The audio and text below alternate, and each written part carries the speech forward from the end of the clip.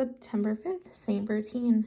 St. Bertin was born about the beginning of the 7th century near Constance, France, and received his religious formation at the Abbey of Lexeuil, at that time the model abbey for the rather strict rule of St. Columban.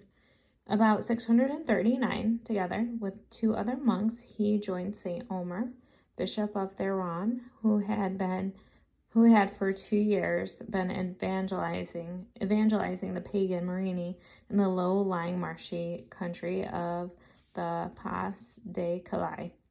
In this almost totally idolatrous region, these holy missionary monks founded a monastery, which came to be called St. Mamelin after its first abbot.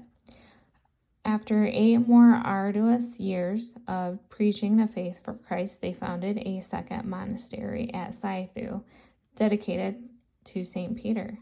St. Bertin ruled it for nearly 60 years and made it famous accordingly. After his death, it was called St. Bertin and gave birth to the town of St. Omer. St. Bertin practiced the greatest austerities and was in constant communion with God. He also traveled much and trained disciples who went forth to preach the faith to others. Among others, he selected St. Winoc to found a monastery at Wormhout near Dunkirk, and the saint figures in many medieval English calendars. At the advanced age past 100, this zealous preacher of Christ died, surrounded by his sorrowing monks. Prayer. God, you built up your church by means of the religious zeal and apostolic care of St. Bertin.